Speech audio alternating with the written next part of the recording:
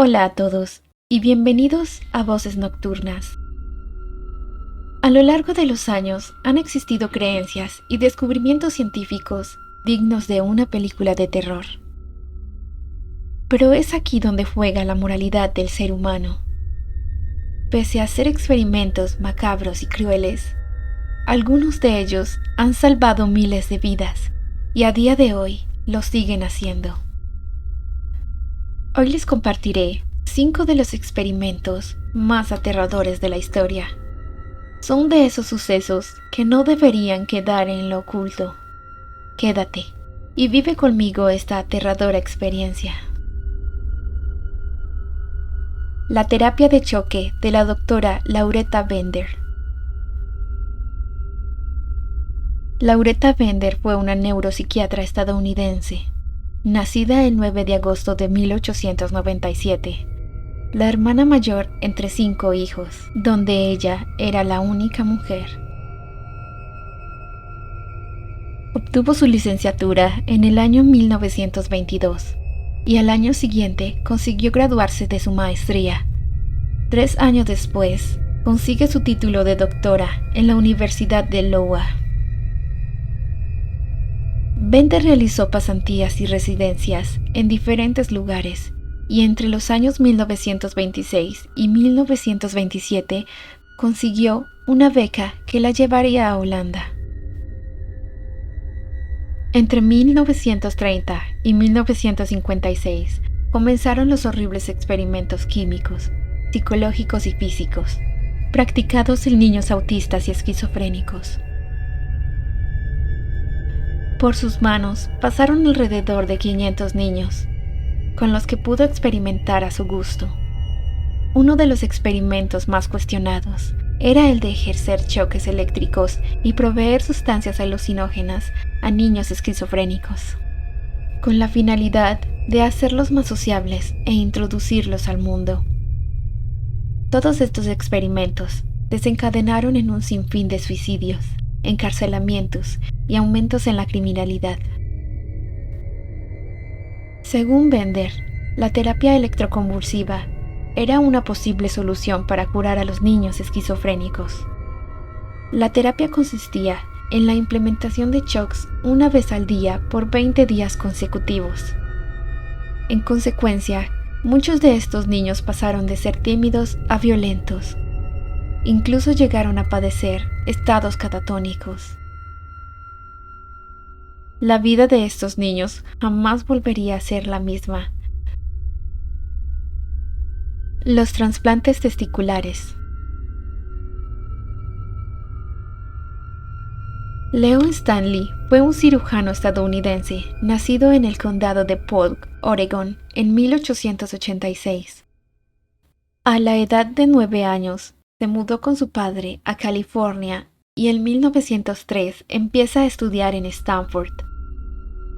Un año después, Stanley comienza a trabajar como vendedor de periódicos en el ferrocarril del Pacífico Sur. Aquí desarrolló su gran habilidad para vender y relacionarse con las personas, habilidad que años más tarde le sería útil para convencer a los presos de sus terribles experimentos. Terminó sus estudios en Stanford, convirtiéndose finalmente en médico. Pese a que no contaba con ninguna experiencia en el área, fue contratado como cirujano jefe en 1913 en la prisión estatal de San Quentin. Stanley, perteneciendo a la creencia eugenista, le molestaba ver las mezclas de razas entre los prisioneros y se dispuso a hacer cambios inmediatamente. En 1909, California aprobó la primera de varias leyes impulsadas por la eugenesia, creencia que se caracterizaba por intentar eliminar a las personas que para la ciencia son consideradas defectuosas. Antes de empezar con los implantes de glándulas, su solución favorita era la esterilización. Para su mala suerte, Stanley no podía esterilizar a todos los reclusos, sino a unos cuantos. Es aquí cuando hace uso de su habilidad para vender su gran hazaña y esterilizar a los que él consideraba no aptos para la reproducción. Stanley inventaba grandes beneficios que tenía la esterilización, como aumentar el líbido y potenciar el vigor sexual, e incluso decía que prevenía enfermedades de transmisión sexual. En 20 años, Stanley operó a más de 600 hombres en diferentes prisiones de California. Pero esto no era todo. Stanley probó suerte con la cirugía plástica, pues él alegaba que los hombres menos agraciados eran más propensos a ser delincuentes. Se ganó la fama de reconstruir rostros y hacer que su físico fuera algo digno de admirar. La enfermedad, en mi opinión, causa crimen, se le oía decir. Stanley tenía 2 métodos para reemplazar los testículos de los prisioneros. El primero era tomar los testículos de los presos que fueron ejecutados, y el segundo, y el más polémico, era tomarlos de diferentes tipos de animales, como cabras o ciervos. Pero esto, en algunos casos, no le dio el resultado deseado, complicando aún más las cosas. Stanley optó por realizar otro procedimiento menos invasivo. Este consistía en tomar los testículos del donador, machacarlos y aquel puré inyectarlos en el paciente. Luego de la Segunda Guerra Mundial, la prisión estatal pasó a estar bajo el control del Departamento de Correcciones. Esto le complicó las cosas a Stanley, pues sus métodos ya no eran viables y estaban en vía de extinción. A Stanley no le quedó más remedio que permanecer algunos años más, hasta que se retiró en 1951, a sus casi 40 años. Stanley murió a la edad de 90 años, sin hijos, debido a que se sometió a la vasectomía con la creencia de vivir un poco más. El perro zombie.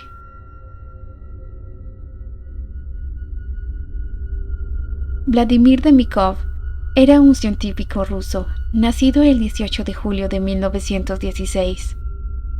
Reconocido por dedicar su vida profesional al desarrollo de procedimientos quirúrgicos torácicos.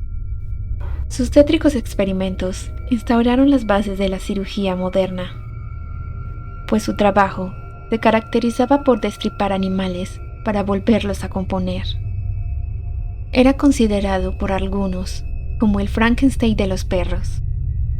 Uno de sus experimentos más famosos fue el de fabricar, a base de suturas, perros con 2 cabezas. Y en 1928, por mantener la cabeza de un perro viva por 2 horas, gracias a su nueva creación, la primera máquina artificial de flujo sanguíneo, e incluso logró llevar a cabo el primer trasplante de corazón a un perro. 2 de los 22 perros que operó lograron sobrevivir más de 11 horas, haciendo que el trasplante de corazón dejara de ser ciencia ficción. Para muchos, un monstruo de la ciencia. Para otros, la persona que hizo posible que miles de personas a día de hoy se salvaran gracias a sus experimentos que sirvieron para dominar decenas de técnicas de sutura vascular que le permitieron lograr con éxito la primera operación de bypass coronario. Los experimentos de Joseph Mengele. Fue un oficial alemán nacido el 16 de marzo de 1911. Es recordado por sus actos en el campo de concentración y exterminio de Auschwitz, donde realizó experimentos con prisioneros. Era conocido como el Ángel de la Muerte. Fue uno de los médicos más respetados en la Alemania nazi. Se puede decir que hizo del campo de concentración su quirófano, pues en sus manos tenía a más de 140.000 prisioneros con los que podía experimentar a su antojo. En su vasta lista de crímenes o experimentos, como él los llamaba, estaba el de escoger a varios niños y coserlos para observar así la reacción del cuerpo después del procedimiento. Como era de esperarse, los niños a los pocos días de este atroz experimento morían, debido a las infecciones causadas por este procedimiento antinatural. Igualmente, experimentó con gemelos. pues estaba dispuesto a probar sus teorías sobre la supremacía racial de los arios. Lastimosamente, estos también murieron, no pudiendo soportar el cruel proceso. Este personaje no conocía remordimiento ni piedad, pues obligaba a las madres de los recién nacidos a no alimentarlos para determinar cuánto tiempo soportaban los infantes antes de morir por inanición. El nazismo tenía gran interés por las armas biológicas, y esto incentivó a Mengele a experimentar con diversidad de patógenos que eran inyectados en los prisioneros. Mengele jamás pagó por sus crímenes. Huyó a Brasil, donde murió a los 67 años por un derrame cerebral. Experimentos del Escuadrón 731 en Japón.